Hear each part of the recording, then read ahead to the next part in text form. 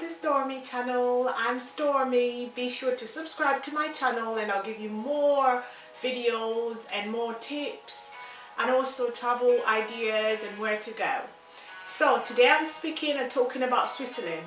A few days ago I went to Switzerland for a good 8 days and I wanted to experience the Swiss life, and I'm going to be giving you tips as well on how you could have a good time in Switzerland. Swiss Cup. I think that should be like a good sign of the fact that I might have enjoyed my time in Switzerland. Give you my perspective. You can see the pictures which I'm going to post in this video, as well as some of the scenes and the sceneries that I saw. So things to do in Switzerland. When I went to Switzerland, I had company, someone who's lived in Geneva before, so we were going to Geneva, and they know what to do in Geneva, which helped. So if you're going to Switzerland, it would help to either make friends who are in Switzerland or just talk to someone who's been there before, so that they give you tips on where to go, because Switzerland is very it's not very good with the shops and the restaurants opening hours, so it will be good for you to actually get someone who's been to Switzerland to give you some pointers and tell you a little bit of where to go and where not to go. So we arrived at Geneva airport, and the first thing that really shook me, you know, as someone who is kind of like a free spirit, someone who enjoys meeting different cultures, different people, was at Geneva airport. I don't speak French, obviously. I just speak English and other languages that are not listed. So when I arrived at the airport in Geneva, the first thing that kind of, you know, gave me a little bit of a culture shock when I was with my company who knows about Geneva was that people, not everyone, but a lot of people were actually staring. I don't know why they were staring. I mean, I am okay with people staring. People can stare, because, you know, when something's different and something's new, you can stare. But people in Geneva were staring. Like, the stares were like lingering stares. Like, for a long time, someone is just constantly staring at you. Every time you try and look around, they're staring at you at the airport. So I was wondering, why are they staring? Is it because I'm wearing like my boots? Because I was wearing like some really avant-garde boots. I'll show you the boots anyway. I don't think they're worth staring, but the staring is pretty rude, because in the UK people stare at each other, but when you catch someone staring at you, when you catch someone looking at you, normally you will smile, or you will say hi to them, or you will quickly just look away because you don't want to embarrass yourself and look like a weirdo. But what I tend to find in like Switzerland is like people just linger on you, and I just started giving eyes, like I just started giving the stares back, because I thought maybe that's the culture, maybe that's what you do. So like, if someone's staring at me, I'll stare at them back. Anyway, that's a minor problem. I experienced some staring at the airport. I managed to get through once I went through passport control, which was good. And then obviously we were going to live in a city near Geneva. Well, in Geneva, it's called it's near Neon. I can't say the word right, but I think it's called Neon or something like that. So went to stay in Neon, and like I say, company already lives there, so we had a place to stay, which was nice, and we had a car. So some of the best things to do in Neon is visit the little town. The town is absolutely gorgeous. Like, the town is just beautiful. The Lake Geneva is gorgeous. It's like blue everywhere. I was amazed by that. So that's something you can do without spending any money. You can take nice selfies, just carry your nice clothes and take some nice selfies, or just meditate at Lake Geneva, which is what I did, or just kind of take the world in at Lake Geneva, which is what I did. So that will cost you nothing. However, we're coming back to the costs. So we went to the restaurants. One thing I should let you know is that Switzerland is normally closed, like literally. I know a lot of people are saying, oh, Switzerland is closed. When I went to Switzerland, nothing was open, and that was like the festive period. Nothing was open, like there was nothing was open. One restaurant was open. So we went to, in Nyon, this town, went to this one restaurant, and I wanted to try the local cuisine because I like cultures, I like trying new things. And so we went to this restaurant. I tried like little fishes there, like little fishes.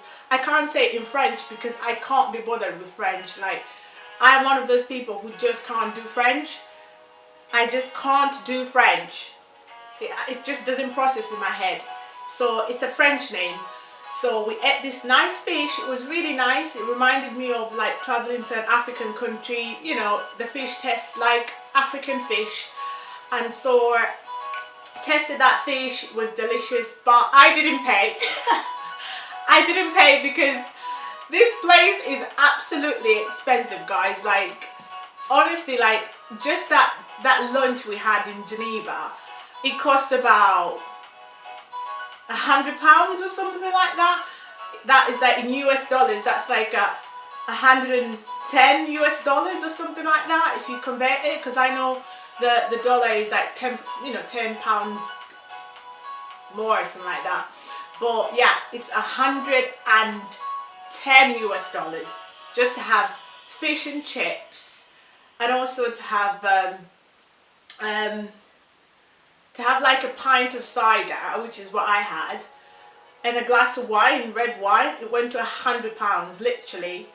And the restaurants are actually full. Like, there's people in the restaurants eating as well, so you kind of wonder, like, wow, these people, where do they get this money? Like, they've been here for like 2-3 hours, like eating away, not really caring. So the cost will always be a problem in Geneva. So if you're going there, you probably will be asked to provide evidence that you've got enough money. And if you don't have enough money, you have to find a guarantor to say, look, I'm going to help this person out while they travel to Switzerland. Because I'm telling you, you won't be allowed to even step into Switzerland if you can't afford the life there. And it's not a trip, the travel that you want to do all the time. It's just a travel that you want to do for 2 days if you're like traveling. Even though we went for 8 days because I have someone I know there. It's not about me. I'm telling you, if you're going to Switzerland on your own in a travel, make sure you don't stay long, you just stay 2 days and stuff like that.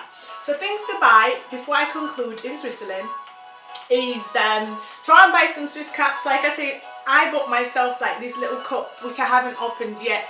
I am so patriotic. Like, I love to buy. I'm the sort of person who goes to London and buy the London Eye postcard.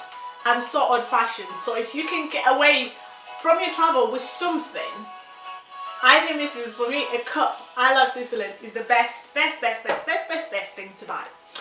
And also other things you could buy, like I saw some really nice shops in Geneva. There's like an artistic aisle, you know, in Geneva, right in the middle of the city centre, which I will add in the videos.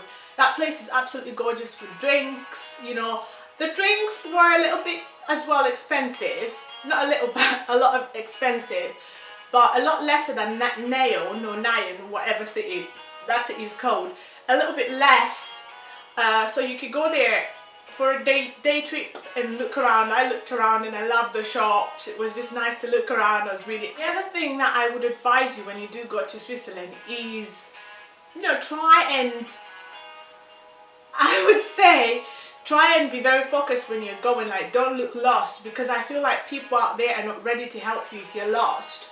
Always know where you're going, because if you can't speak French and you're lost, no one's going to stop there and speak to you. You're going to say English and someone's going to be like why, who, you know, English is non-existent basically in Switzerland. So don't be expecting anyone to help you if you do get lost, because no one wants to bother speaking English in Switzerland.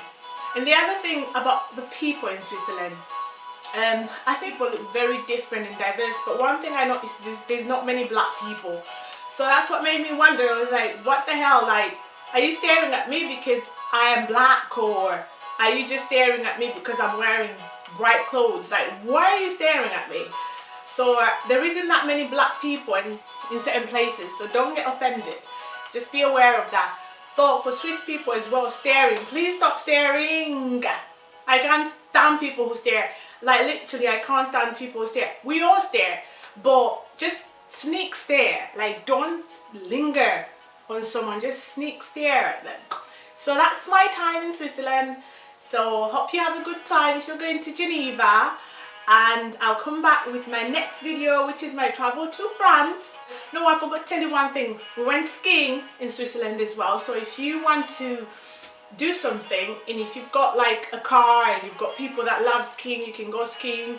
It's quite costly. You have to have a ski card and all these other things, but if you have the money and you've saved up to travel to Switzerland, that's something you could do. You could go skiing, you could go and see Lake Geneva, you could go to the restaurants, which are got really nice food, and you know, people are, you know, I won't say much about the people. You find out on your own, they're quite different. Yeah, that's my travel to Geneva.